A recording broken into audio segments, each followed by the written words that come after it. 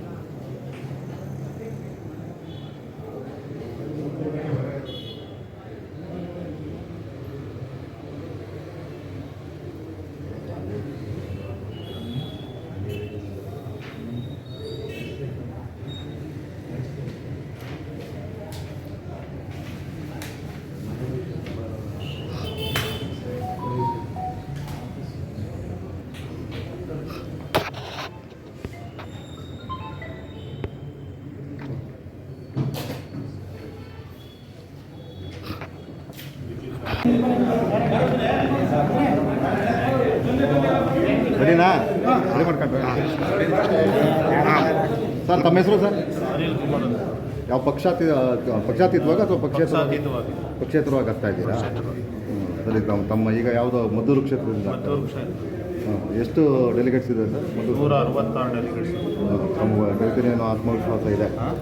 ಖಂಡಿತವಾಗಿ ಸ್ಪರ್ಧೆ ಮಾಡಿ ಗೆಲ್ತೀನಿ ಅನ್ನೋ ಆತ್ಮವಿಶ್ವಾಸ? ಸ್ಪರ್ಧೆ ಮಾಡ್ತೀವಿ, ನಾವೇ ಗೆಲ್ತೀವಿ ಅನ್ನೋ ಆತ್ಮವಿಶ್ವಾಸ ಯಾವಾಗಲೂ ಹಿಂಜರಿ ವಿಚಾರನೇ ಇದೆ. ಆಮೇಲೆ ನಿಮ್ಮ ಕ್ಷೇತ್ರದಲ್ಲಿ ಮಾಡಿರ್ತಕ್ಕಂಥ ಕೆಲಸ ಏನಾದರೂ ಸಾಮಾಜಿಕ ಸೇವೆಗಳಿದ್ರೆ ಹೇಳ್ಬಿಡಿ. ಏನೇನು ಕೆಲಸ? ನಾವು ಸಾಮಾಜಿಕ ಸೇವೆಗಳು ಅದೆಲ್ಲ ಹೇಳ್ತಾ ಹೋಗೋದೇನಿಲ್ಲ. ಈ ಒಂದು ನಾವು ಡೈರಿ ವಿಚಾರದಲ್ಲಿ ಬಂದಾಗ ಹಾಲು ಉತ್ಪಾದಕರು ಮತ್ತು ಸಿಬ್ಬಂದಿ ವರ್ಗ ಏನಿದ್ದಾರೆ ಇವರೆಲ್ಲರೂ ಸಾಮಾನ್ಯ ಜನಗಳಿರೋದು. ಹಾಗೆ ನಾನು ಒಬ್ಬ ಸಾಮಾನ್ಯ.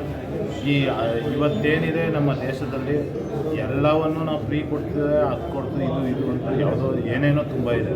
ಬಟ್ ನಮಗೆ ಬೇಕಾಗಿರೋದು ಉಚಿತ ವಿದ್ಯಾಭ್ಯಾಸ ಮತ್ತು ಉಚಿತವಾದ ಹಾಸ್ಪಿಟಲೈಸೇಷನ್.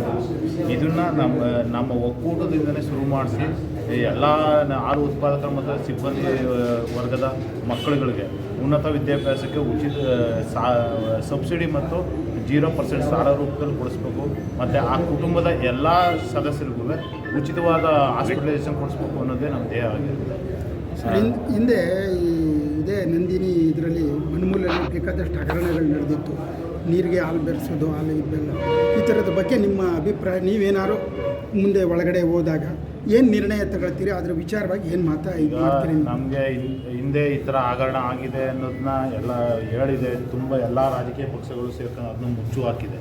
ಬಟ್ ನಾವೇನು ಅಲ್ಲಿ ಹೋಗಿ ಶುದ್ಧ ಹಸ್ತದಲ್ಲಿ ಕೆಲಸ ಮಾಡಿ ಆ ಥರ ಯಾವುದೇ ಹಗರಣಗಳಿದ್ರೂ ಅದನ್ನು ನಾವು ಬಯಲುಗೆಳೆದು ನಮ್ಮ ಆ ಉತ್ಪಾದಕರಿಗೆ ಮತ್ತು ಜನಸಾಮಾನ್ಯರಿಗೆ ನ್ಯಾಯ ಕೊಡಿಸ್ಬೇಕು ಅನ್ನೋದೇ ನಮ್ಮ ಧ್ಯೇಯ ಆಗಿದೆ. Thank you.